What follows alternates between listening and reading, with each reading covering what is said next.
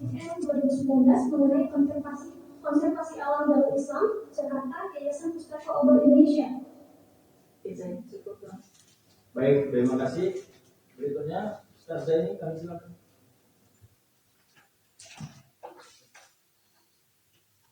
Baik, terima kasih Ketua Majelis Hakim, Prof. Dr. Muhammad Syukri Albani Nasir, para dewan hakim semuanya, panitera, operator soal, Bapak Ibu para ofisial dan peserta khusus NPP 019. Sudah sarapan tadi? Sudah sarapan kan? Alhamdulillah, Ustaz. Dari sana lagi ngomongnya. Yang kita jadi kalau kencang kali artikulasinya pun nanti tak jelas ya. Semua udah santai. Nggak perlu getar ya. Baik, untuk 019. Saya melihat tadi di PowerPoint yang ditampilkan itu menurut saya sama dengan poin-poin subbab yang ada di makalah. Kenapa bisa begitu? Pertanyaannya, kenapa hanya menggunakan subbab daripada yang ada di saya tuliskan di sama berbeda. Kenapa beda? Jadi kenapa berbeda? Sebenarnya itu hanya penamaan lain supaya lebih bisa memudahkan pemahaman saya dan juga pembelajar. Saya ingin tanya, subbab di makalah apa aja? Ada 3 saja, coba hafal. Baik, saya terima kasih. Dihafal. Ya, apa aja? Oke, baik. Yang pertama saya boleh. Boleh.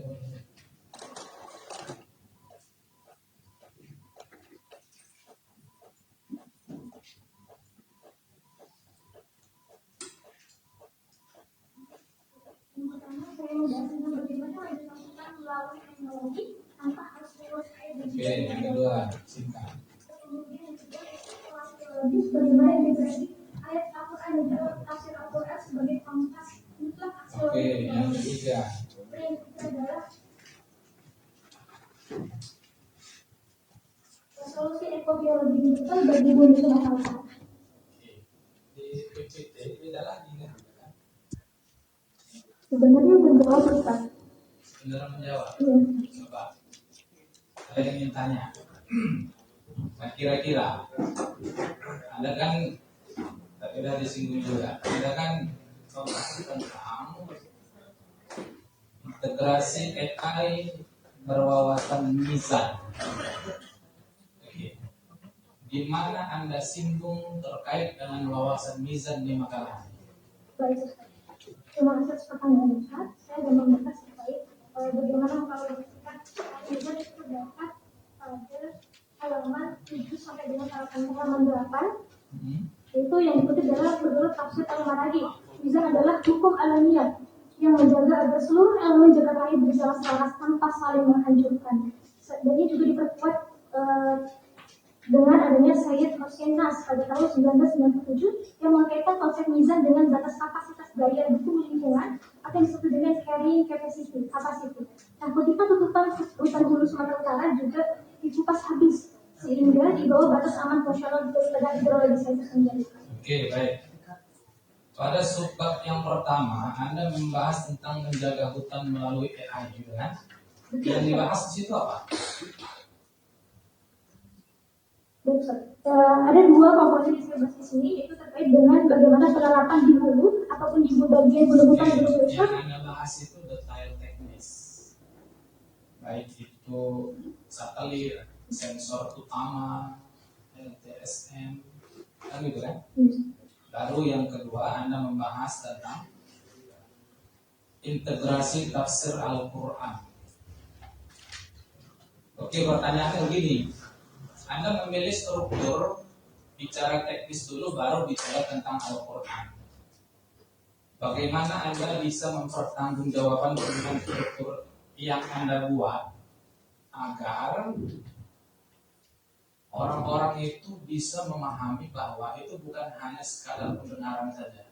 Kan gitu kan? Bagaimana Anda menjelaskan? Baik, terima kasih Ustaz atas pertanyaannya. Sebenarnya sudah saya jawab pada bagian awal Ustaz. Bagaimana terdapat dalam Quran surah An-Nur ayat 41. Saya menggambarkan bahwasannya segala bencana alam yang terjadi di manusia yang terjadi di muka bumi adalah akibat ulah tangan manusia itu sendiri. Lalu kemudian saya memberikan beberapa dampak-dampak ataupun akibat-akibatnya, dan kemudian Allah memberikan solusi sebagai terdapat dalam Quran surah Ar-Rahman ayat 7 dan juga ayat 8. Ustaz. Ini bukan cocokologi aja kan? Bukan Ustaz. Bukan. Hasilnya Ya, Ustaz. berapa malam renungan? Hampir 1 minggu lebih Ustaz. Cukup, saya kembalikan kepada ketua majelis hakim. Baik ya, terima kasih ya. Saya kira sudah ya. Nanti akan saya simpulkan dulu. Terima kasih. Tepuk tangan buat peserta nomor 13 dan Dewan Juri langsung menilai ya. Karena presentasi ini adalah akumulasi juga nanti nilai dengan signifikan. Baik, kita masuk ke peserta berikutnya. Kita minta NPP 17. Kami persilakan.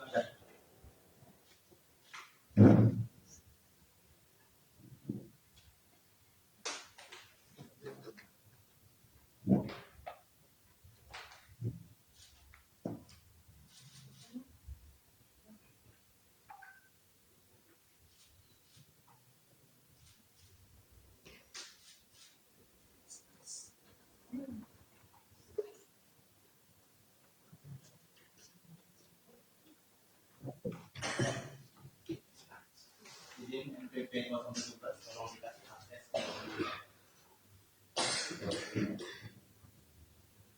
Belum ada PPT-nya?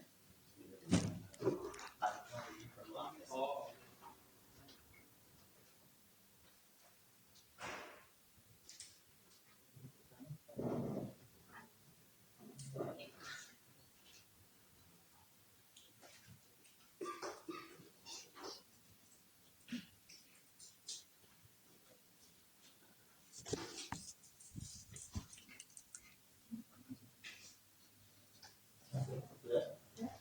Ayo deh, langsung deh.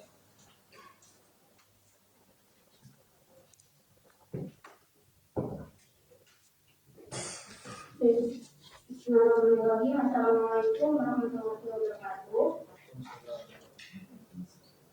Bapak Ibu Dewan yang saya hormati serta para hadirin yang berbahagia, pada kesempatan kali ini hari Ahad 21 Juli 2026, saya NPP 017 ingin mempresentasikan karya tulis saya berjudul Ekospiritualitas Al-Adil menjadi pidato sebagai penguatan ekologi.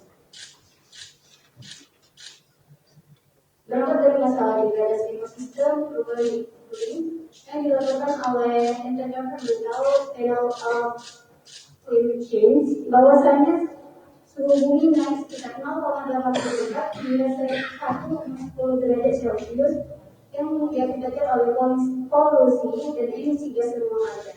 Kemudian di Indonesia sendiri, melalui data Badan Nasional Penanggulangan Bencana, bahwasannya Indonesia mengalami bencana hidrometeorologi yang lebih dari 90% berupa banjir bandang, longsor, dan kebakaran hutan. Berdasarkan pengalaman tersebut, melalui pandangan Al-Quran bahwasannya dalam Quran surah Al-Baqarah, manusia ditetapkan oleh Allah sebagai khalifah. Hal tersebut dalam Quran surah Al-Baqarah berbunyi, A'udzu billahi minasyaitonir rajim. Bismillahirrahmanirrahim. Wa idh qala rabbuka lil malaikati inni ja'ilun fil ardi khalifah. قالوا أتجعل فيها من يفسد فيها ويسفك الدماء ونحن نسبح بحمدك ونقدس لك قال إني أعلم ما لا تعلمون. Ayat tersebut memiliki makna, yakni bahwasanya Allah ingin menjadikan manusia khalifah di muka bumi. Namun dengan adanya amanah tersebut, ternyata manusia tidak dapat melaksanakan amanahnya dengan baik dan benar. Sebagaimana dalam Quran surah Al-Rum, Allah menerangkan bahwasanya kebijakan akibat manusia itu sendiri terjadi. Ayatnya berbunyi Bismillahirrahmanirrahim. Zuharal fasadu fil barri wal bahri bima kasabat aydina liyudhiqahum ba'da alladhi 'amilu la'allahum yarji'un.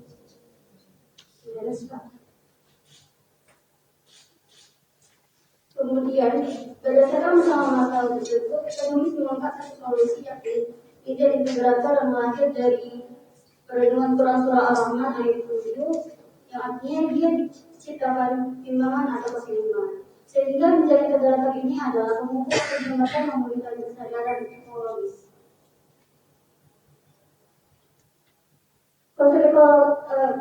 Konsep menjadi integrator ini sendiri pada 2019 melalui dua program, yakni pertama melaksanakan digitalisasi ayat-ayat kauniyah. Digitalisasi ayat-ayat kauniyah ini merupakan pengumpulan 750 ayat Al-Quran yang berbicara tentang alam yang kemudian dibuat menjadi suatu ayat tema maudhui. Tema tersebut meliputi konservasi air dan tanah, larangan kaset, etika, biodiversitas dan lainnya.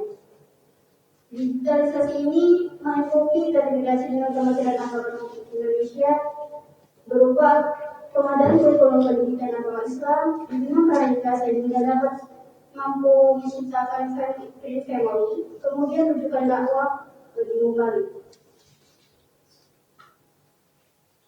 Program yang kedua dalam inovasi menjadi integrator ini adalah satu keluarga satu pohon.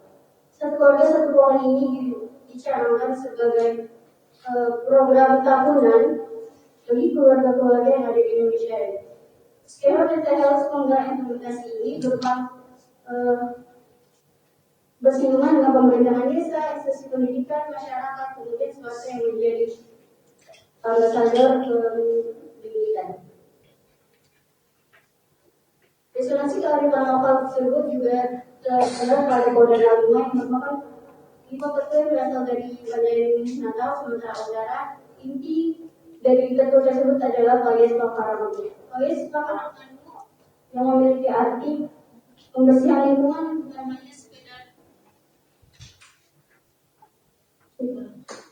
hanya sekedar fokus kepada lingkungan semata. Tapi lebih jauh dari itu, maka pengalaman ini mengikuti kearifan lokal Indonesia.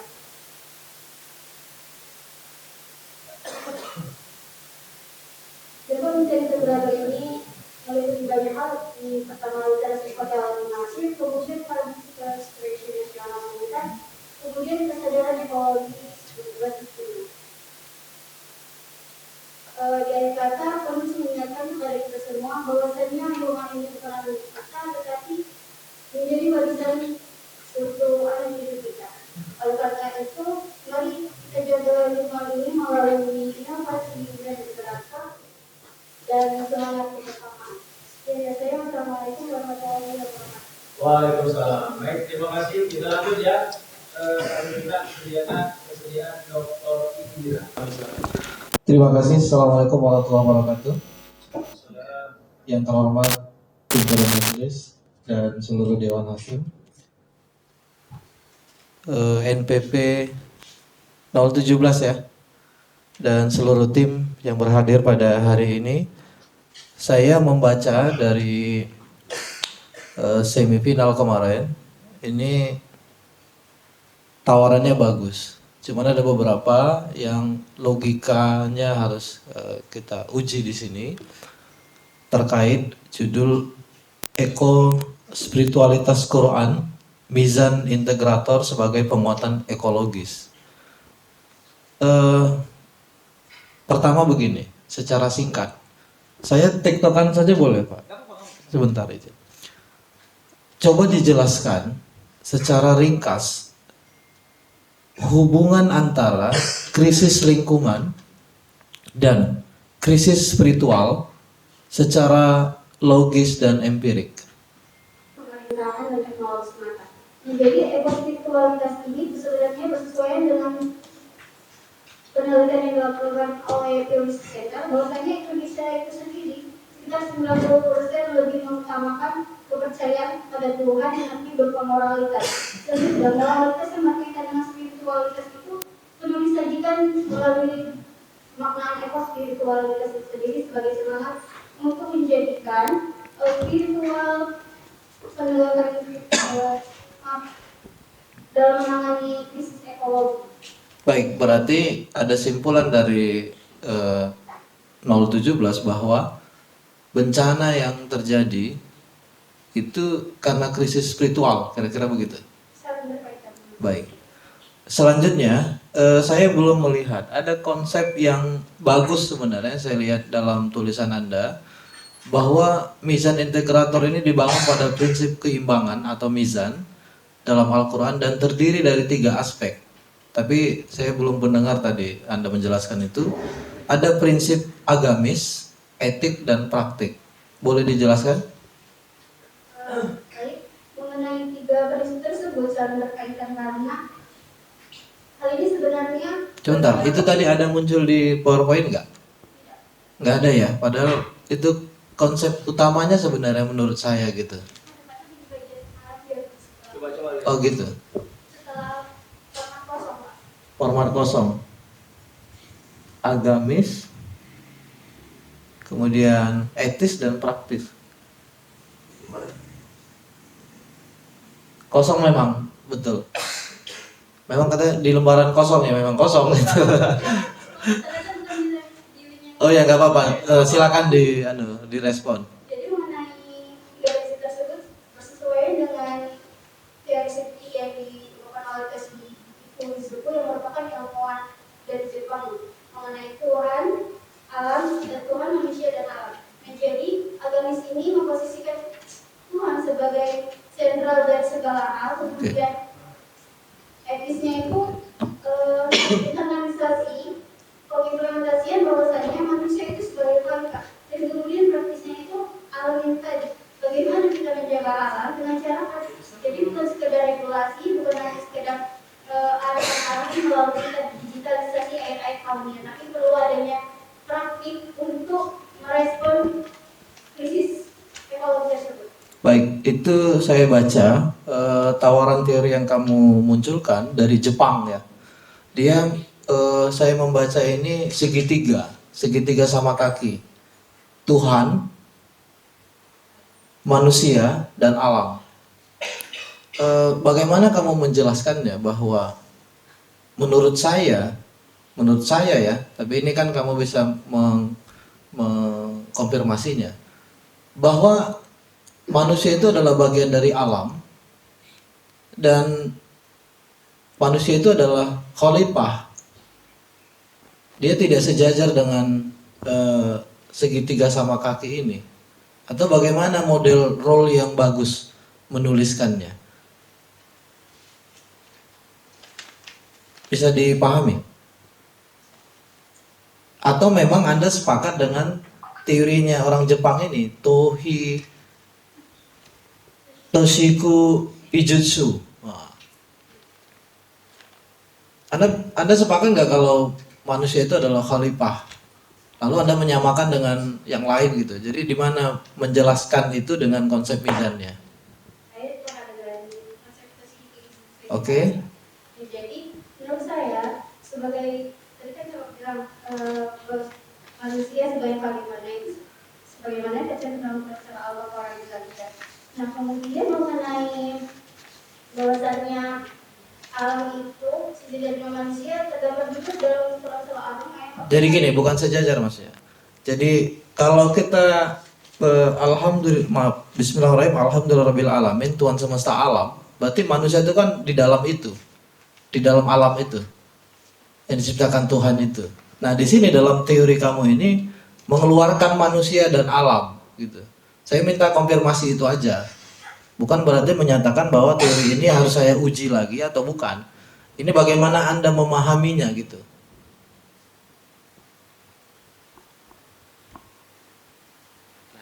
Nah, mengenai tersebut kalau dari perspektif saya, sebentar itu sebagai pemaknaan bahwasannya dunia ini identik dengan alam dan manusia itu ada di dalamnya. Artinya alam itu memang bersinggungan dengan manusia.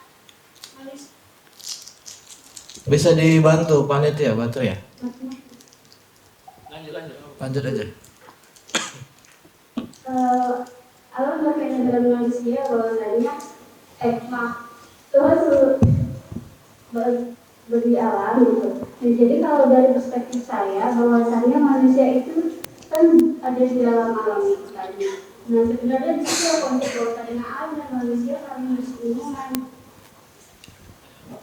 Lanjut aja.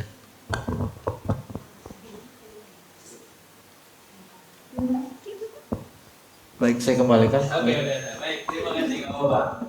Ya, Bu Ida sebentar. Terima kasih Prof. Saudari 017. Balik ke judul Ekospiritualitas Qurani, Izan Integrator sebagai penguatan ekologis. Yang pertama saya saudari pegang halaman halaman 4 boleh dibuka. Ada di situ hadis yang saudari kutip. Saya mau minta saudari bacakan nas hadisnya. Oke, ma min muslimin naqdisu ghursan fayakulu minhu tayrun aw insan aw bahimatun fayakulu minhu ma min muslimin naqdisu ghursan fayakulu minhu tayrun aw insan aw bahimatun illa kana lahu bihi shadaqah. Baik, pertanyaan berikutnya, saya rasa di tulisan saudari ya, terlalu banyak konsep ya. Ada beberapa konsep.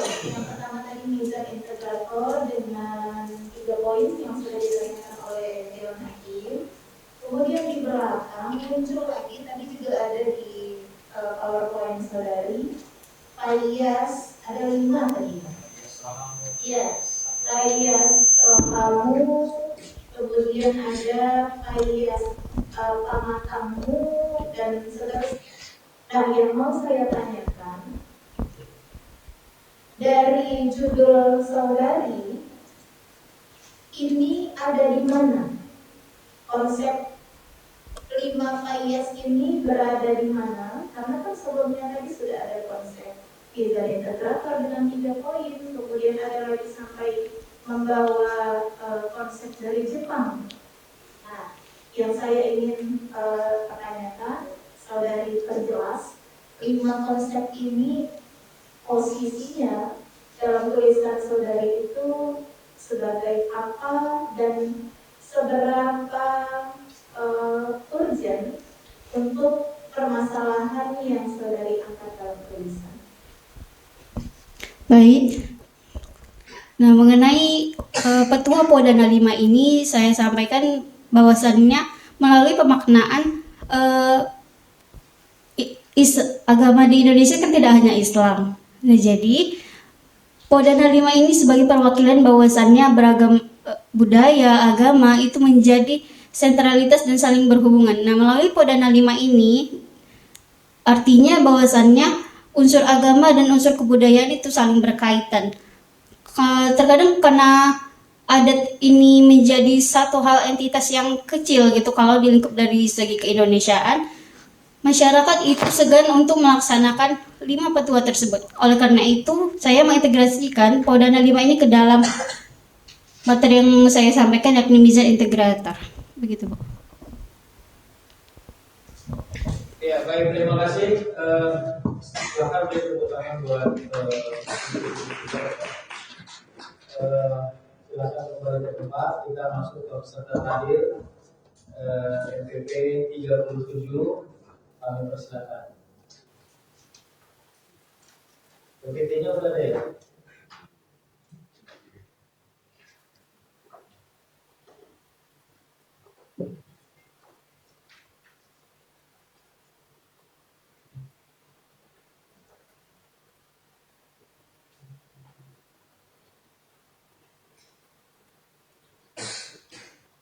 Oke, PPT-nya belum kami.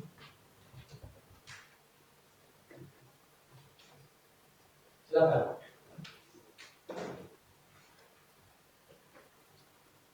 Bismillahirrahmanirrahim. Assalamualaikum warahmatullahi wabarakatuh.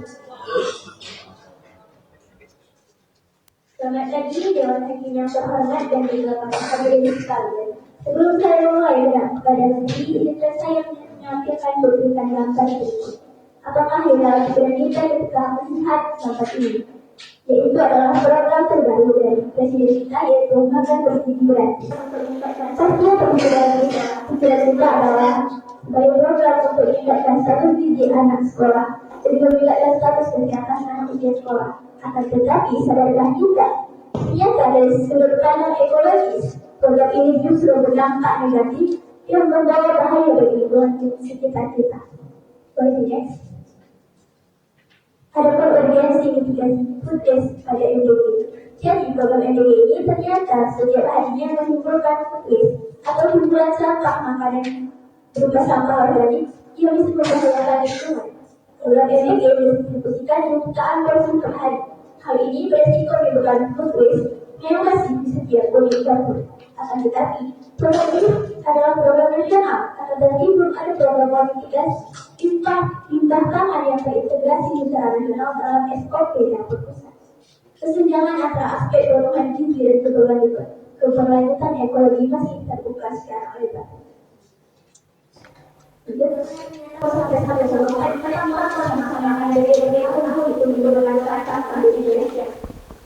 Sekitar 491 sampai pengiraannya adalah saya masuk atau dari tapi semuanya yang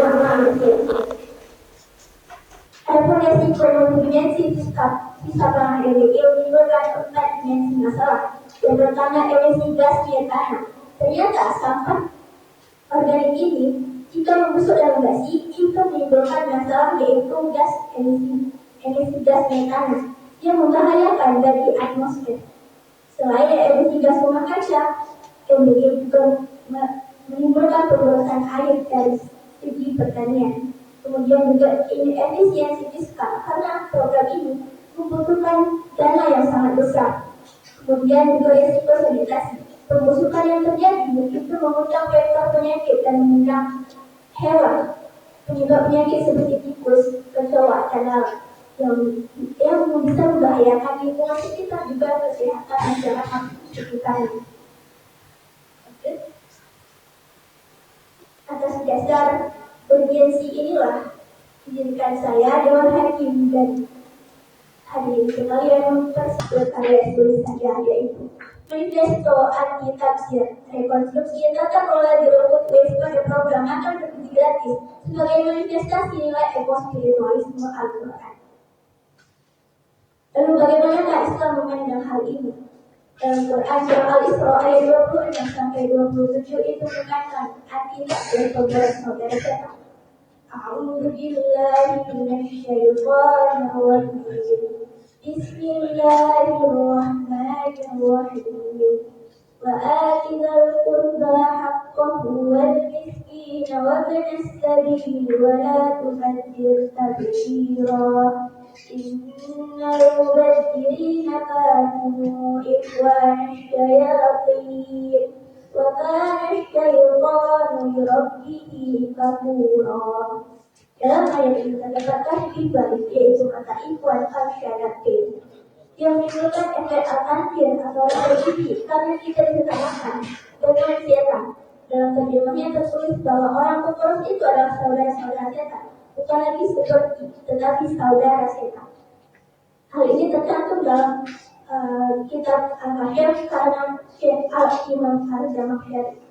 Kemudian dari segi munasabah ayat ini didahului perintah memberi hak akhir miskin dan ibnu sabil, yang artinya sesama makanan yang terbuang adalah sebenarnya hak yang terlepas dari kaum yang lemah. Ayat ini turun sebenarnya mengoreksi tradisi jahiliyah memboroskan harta dari kesombongan kabilah Asy'ariyah di aman masa. Lanjut, ada ayat tentang Islam dalam Quran surah Al-A'raf ayat 31. Bismillahirrahmanirrahim.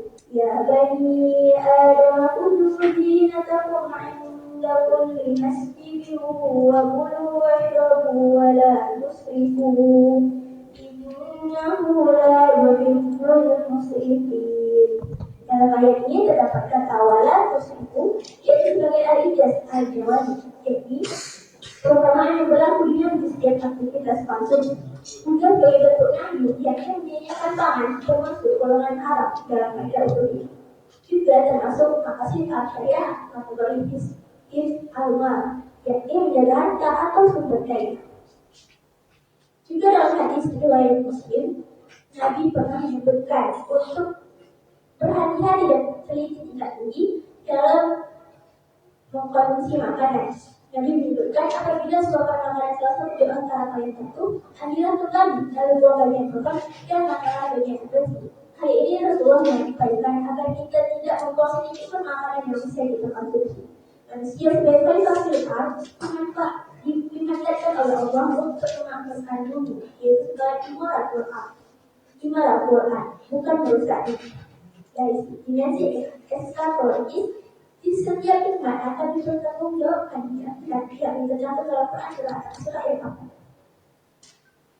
Lalu bagaimanakah jika hal ini kita kaitkan dengan generasi sekarang?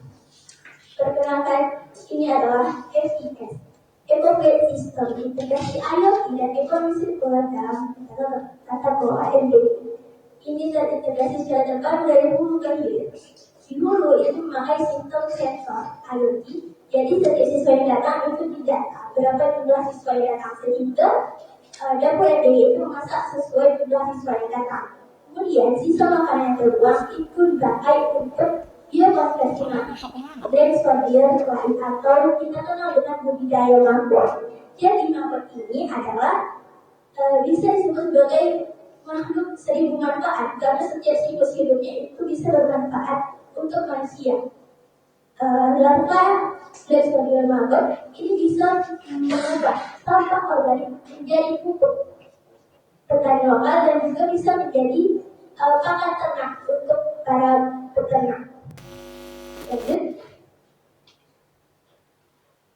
biokonvensional fasolidat ini telah 80% reduksi masa sampah organik oleh lantai BSF, jauh lebih cepat dibanding komposting konvensional. BSF bisa membuat tanpa hubungan dan lahan luas di sampah. Ekonomi ini menyebabkan ekonomi sirkular, yakni dari limbah menjadi aset. Ternyata di Indonesia sudah ada yang melakukan budidaya mangkok dan juga melakukan mangkok sebagai pakan ternak limbah MBG ini. Ini terdapat dalam dikabarkan di Detik News pada Desember 2025. Baik. Ini diterapkan di Bogor, di kota Bogor. Lanjut. Ini juga telah diterapkan di kota Surabaya. Di tangan komunitas Garda Pangan, sampah organik MBG telah dikelola dengan metode biokonversi maggot Black Sodium Fly atau BSF sehingga bisa lebih bermanfaat dan juga menghindari perilaku tabzir. Lalu bagaimanakah seharusnya pemerintah dan seluruh Indonesia agar bisa MBG ini tidak menjadi masalah baru? Diperlukan kerjasama lintas sektor mulai dari pemerintah hingga siswa. Pemerintah diharapkan membuat regulasi dan SOP nasional, subsidi silang dan data cloud. Dari pihak akademisi diharapkan melakukan riset biokonversi BSF dan juga desain menu gizi dan IoT. Untuk unit SPPG diharapkan membuat produksi dan logistik FIFO, first in first out, dan manajemen BSF. Untuk guru dan sekolah diharapkan melakukan edukasi anti tabzir kepada siswa-siswanya dan juga manajemen bagaimana jam makan. Untuk siswa diharapkan melakukan budaya makan habis sebagai agen perubahan agar tidak terjadinya perilaku mubazir. Sebagai penutup, dengan manifesto ini diharapkan setiap bulir nasi bukan lagi saksi keserakahan yang terbuang, melainkan simbol keberkahan dan penghormatan tertinggi terhadap bumi pertiwi.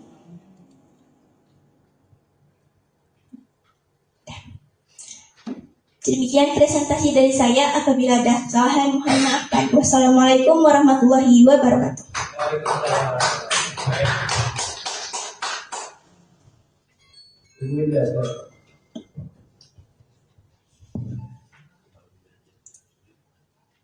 Terima kasih Prof.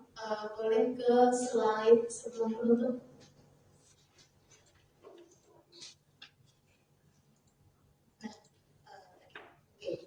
Di sini ada sinergi program MBG mulai dari pemerintah, akademisi, unit SPPG, guru sekolah sampai langsung ke sasaran MBG yaitu siswa.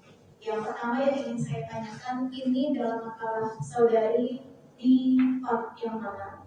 Boleh dijawab dulu.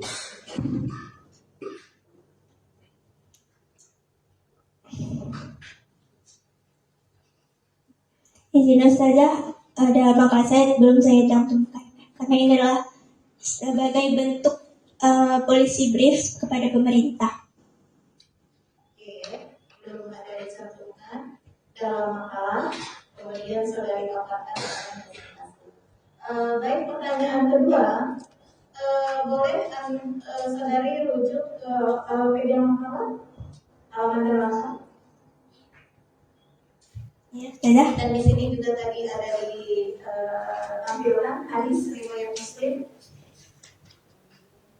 Nah, saya ingin ya ini hadis riwayat Muslim, saya mau saudari bacakan nas hadisnya. Teks Arabnya boleh dibacakan. Izin Ustazah, tapi teks naskahnya tidak ada dalam makalah saya. Hanya artinya saja. Tidak apa? Tidak Ustazah. Nah, pertanyaan berikutnya, di sini di halaman 8, hadis ini kan saudari kutip setelah mencantumkan beberapa ayat, mulai dari surat Al-Isra ayat 26-27, kemudian ada surat Al-A'raf ayat 31. Nah, boleh mungkin saudari jelaskan secara ringkas munasabah. Munasabah, karena di sini ada 3 dalil yang saudari angkat dalam tulisan saudari, mungkin boleh dijelaskan secara ringkas saja munasabah antara surah Al-Isra 26-27, surah Al-A'raf ayat 31 dan hadis riwayat Muslim. Baik Ustazah. Dimulai dari Quran surah Al-Isra ayat 26-27 itu artinya adalah sebagai bentuk larangan untuk menghambur-hamburkan harta. Bagaimanakah bentuk menghambur-hamburkan harta dalam penerapan MBG ini, yaitu contohnya adalah jumlah porsi MBG tidak sesuai dengan jumlah siswanya, sehingga ini menimbulkan sikap menghambur-hamburkan harta. Kemudian dalam Quran surah Al-A'raf ayat 31 itu menerapkan larangan untuk bersikap israf atau berlebihan dalam menggunakan sesuatu. Contohnya adalah ketika kita mengambil porsi MBG itu jangan berlebihan, tetapi disesuaikan dengan porsi secukupnya.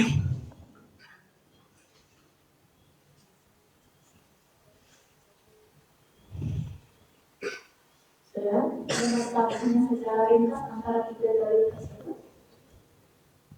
Munasabahnya. Munasabah itu bahasa Indonesianya korelasi antara 3 dalil tersebut, boleh secara ringkas saja. Baik Ustazah, jadi ketiga dalil ini itu sama-sama melarang kita untuk bersikap berlebihan atau tidak sesuai dengan porsi kita, takaran kita masing-masing, dan juga untuk tidak menghambur-hamburkan harta dan juga rezeki, yaitu termasuk makanan yang diberikan oleh Allah Subhanahu wa taala. Ya, baik. Dr. Indira. Terima kasih. Terima kasih pimpinan. Ibu atau NPP 037 ya. Menarik ini tulisannya MBG. Pertanyaan saya yang pertama, kenapa harus MBG? Kan banyak sisa makanan dari mall. Ibu nggak suka program MBG? Itu dulu saya tanya dulu. Terima kasih.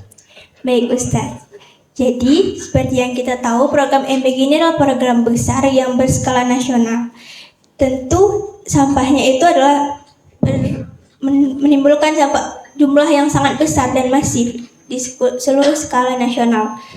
Jika sebenarnya juga ada sampah di rumah tangga, Domestik kan? domestik, tetapi tidak separah yang ditimbulkan oleh program MBG. Oh, terlalu parah ya. Menurut NPP 037 terlalu parah sampah dari MBG. Baik, itu yang saya kutip. Yang kedua, tadi ada tawaran EcoPlate dan lain-lain.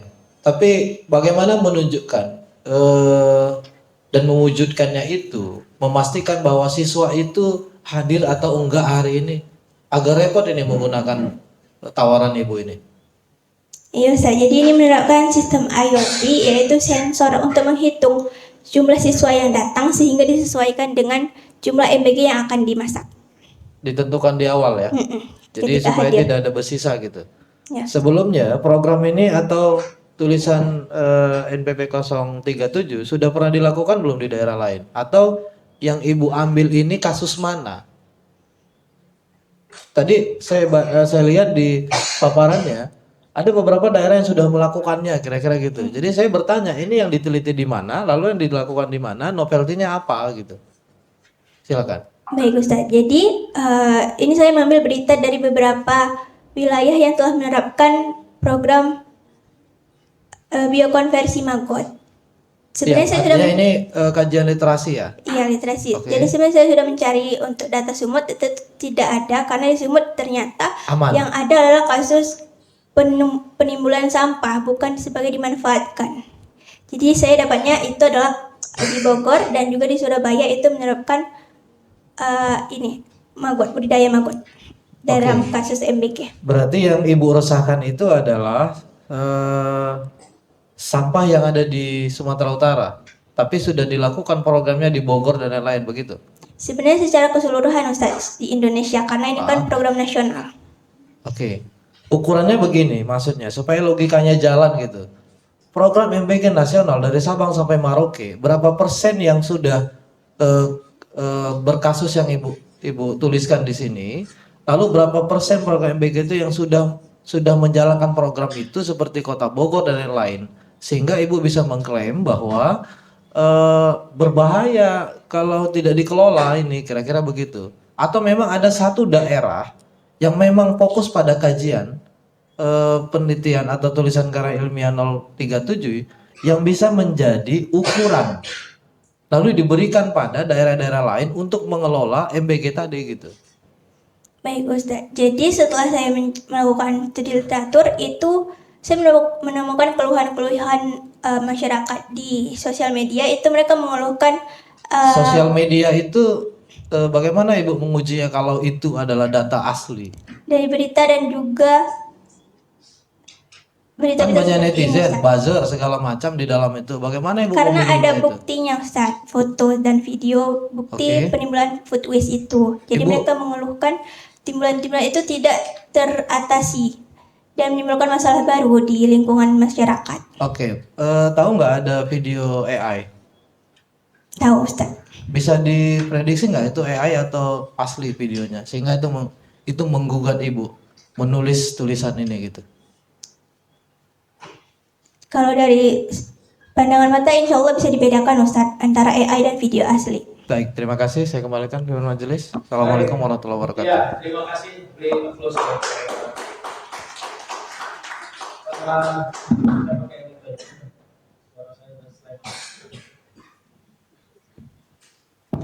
Baik, adik-adik sekalian, peserta ya, ini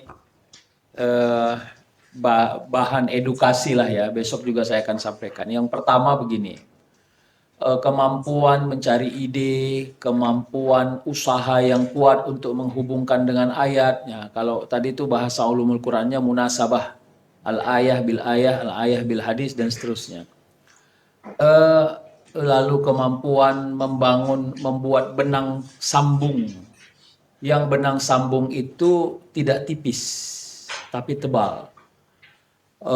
Tidak membiarkan ayat berdiri sendiri tanpa artikulasi. Nah, kira-kira gitu ya.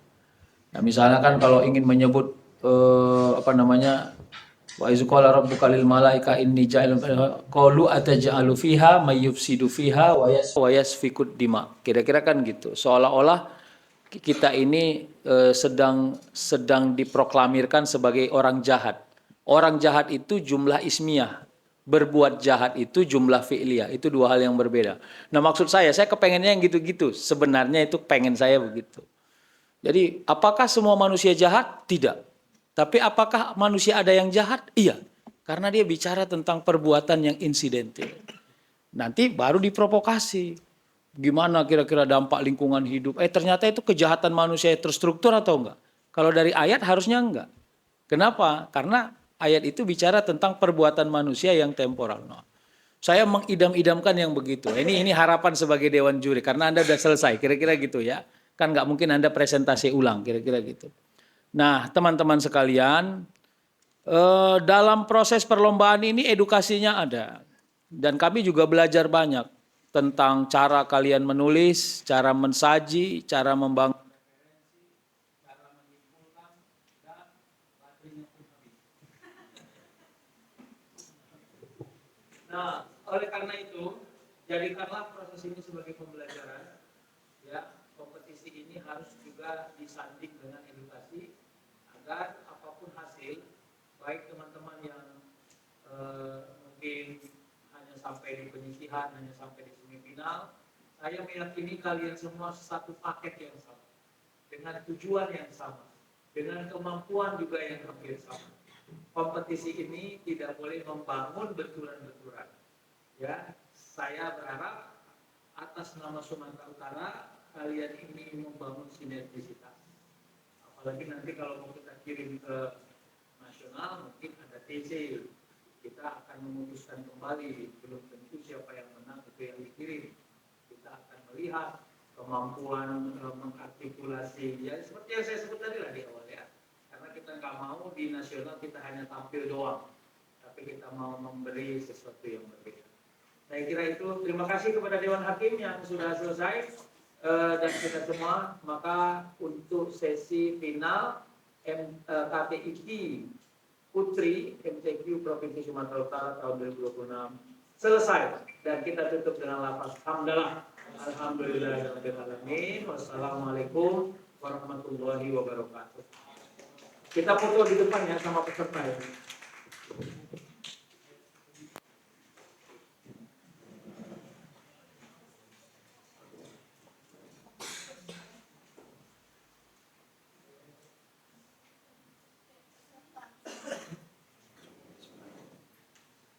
Peserta ya. Ya, hanya peserta.